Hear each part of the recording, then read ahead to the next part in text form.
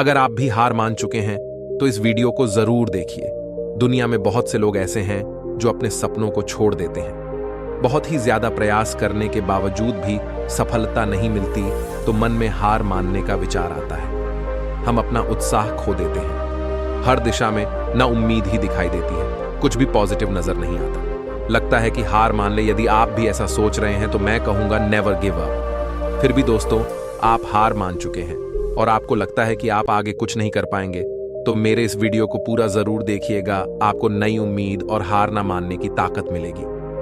तो दोस्तों, इस वीडियो को देखने का फैसला आपने कर लिया है, तो इसका मतलब है कि आप में अभी भी हार नहीं मानी है। आप एक और प्रयास कर सकते हो। दोस्तों, आप अपने अंदर झांके देखिए। अपने अंदर शक्ति मौजूद है, उसे पहचानो, उसे अपने शरीर से बाहर निकालो। आप जो भी करना चाहते हो उसे कर सकते हो। एक विजेता बनना कोई मुश्किल काम नहीं है। हर व्यक्ति एक विजेता है। आपके अंदर एक विजेता है। उस विजेता का कहना है कि नेवर गिव अप। आप अभी भी निराश हैं और इसीलिए आप अपने लक्ष्य को छोड़कर जा रहे हैं। इसमें आपकी गलती नहीं है, क्योंकि ज्यादातर लोग ऐसा ही करते हैं। पर कुछ लोग प्रयास करना जारी रखते हैं, उसे सफलता जरूर मिलती है। चाहे रास्ते में इतनी भी परेशानी क्यों ना आए, मंजिल उसी को मिलती है जो कभी गिव अप ना करे। जब आपने सपना देखा ही है तो उसे साकार करने के लिए आगे बढ़े। अब क्या हुआ?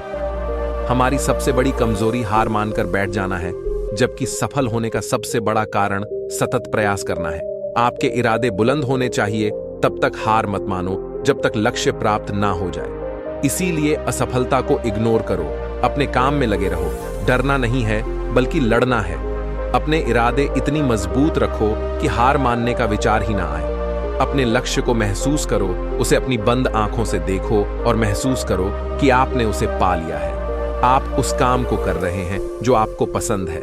ऐसा करने से आपने पॉजिटिव एनर्जी का संचार होगा, जो आपको अपने लक्ष्य के प्रति काम करने में आगे बढ़ाएगा। आइए इस बात को छोटी सी कहानी से समझते हैं। एक गांव था, उसमें एक आश्रम था।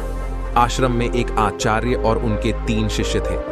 आचार्य ने उन शिष्य से पूछा कि उन पहाड़ी के पीछे क्या है, वह देखकर आना है। आचार्य ने अपने पहले शिष्य को आदेश दिया और कहा, पहले तुम जाओ और पता करके लाओ कि उन पहाड़ी के पीछे क्या है। शिष्य ने अपने आचार्य का बात मानकर उन पहाड़ी के पीछे क्या है वह खोजने आगे चल पड़ा। रास्ते में कई सारी मुश्किलों का सामना करके वह आधे रास्ते तक पहुंचा। बाद में उसके मन में नेगेटिव विचार आने लगे और वह पीछे मुड़ने का फैसला कर लेता है। वह शिष्य वापस अपने आश्रम चल पड़ता है। आश्रम लौटने के बाद वह आश्चर्य से कहता है कि मैं आधे रास्ते से ही लौट आया। फिर आचार्य ने दूसरे शिष्य को आदेश दिया कि तुम उस पहाड़ी के पीछे क्या है वह खोज के लाओ। आचार्य के आदेश से वह दूसरा शिष्य अपने मार्ग पर चल पड़ा। पहले शिष्य की तरह उन्हें भी शुरुआती रास्ते में बहुत सारी कठिनाई और मुश्किलें आई, फिर भी वह आगे बढ़ा। लेकिन चलते चलते वह थक गया और मन में सोचने लगा कि अब कितना दूर है, यह अब मुझसे चला नहीं जाता, मैं क्या करूं।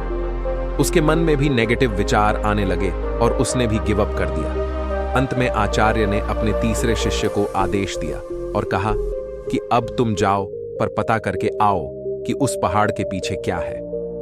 ओम शिक्षण तुरंत ही आदेश मानकर अपने मार्ग पर चल पड़ा। मार्ग में आने वाली बाधा और मुश्किलों के बाद भी वह आगे बढ़ता रहा। वह चलते चलते थक भी जाता, फिर भी वह आगे बढ़ता रहा। जब भी वह थक जाए तो थोड़ा आराम कर लेता। वह सोचता कि अब थोड़ा ही दूर है, मुझे हार नहीं मानना है, मुझे बस चलते रहना है। ऐसे सकारात्मक सोच के साथ वह आगे बढ़ता रहा और उसे वह पहाड़ दिख गया। वह पहाड़ इतना बड़ा था कि वह आसानी से उस पर चढ़ ही नहीं सकता था। फिर भी उसने हार नहीं मानी और वह पहाड़ चढ़ गया और उसने पहाड़ के पीछे जो नजारा देखा वह देखकर वह मंत्रमुग्ध हो गया। वह वापस अपने आश्रम की ओर चल पड़ा। दोस्तों, क्या आप वही गलती तो नहीं कर रहे हैं जो पहले 2 शिष्य ने की थी? बहुत से लोग हैं जिन्होंने सफलता के इतने करीब होने पर हार मान ली। क्या आप भी तो ऐसा नहीं कर रहे हैं ना? लोग परिस्थिति और प्रॉब्लम से डर जाते हैं और अपना कदम पीछे खींच लेते हैं, लेकिन आपको ऐसा नहीं करना है। हार मानने का कोई फायदा नहीं है। सिर्फ जीत पर फोकस करो और फिर से कोशिश करो और हर बार ऐसा करते रहो जब तक आप जित ना जाओ। तो अभी भी आपको देर नहीं हुई है।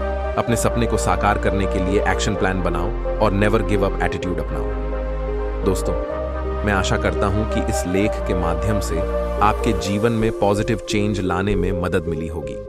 अगर आपको ये वीडियो और जानकारी अच्छी लगी तो अपने फ्रेंड्स एंड फैमिली में इस वीडियो को शेयर करें।